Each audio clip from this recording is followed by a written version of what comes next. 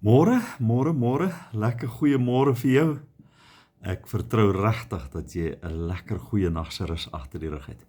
Hoor gou hierso. Galasiërs hoofstuk 6 vers 9.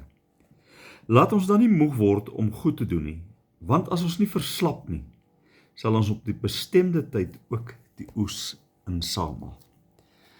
Nou ja, ek kan nie vir jou vertel van swaar tye en moeilike tye en besighede wat dit mee swaar gaan. U ken dit alles, u weet dit alles. U lewe saam met my in hierdie wêreld waarin ons is.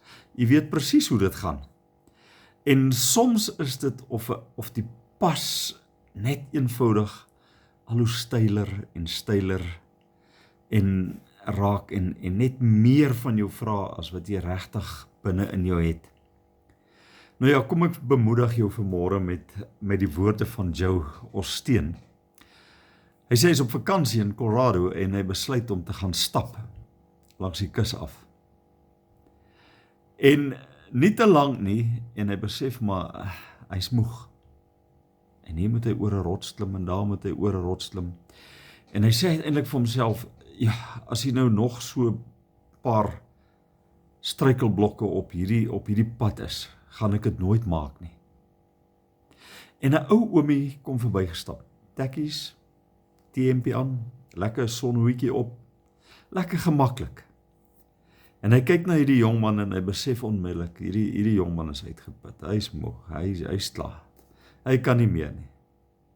En toe hy by hom verbystap, toe sê hy hierdie woorde, toe sê hy, jy is nader as wat jy dink.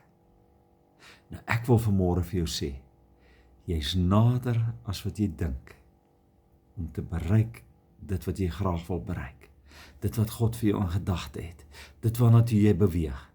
Moenie ophou nie, hou aan. Jy is nader as wat jy dink. Here, dankie dat ons is nader ons bestemming, as wat ons ooit kan besef. Dankie dat U is die volëinde daarvan. Amen. Jy moet 'n baie lekker dag hê. Bye bye.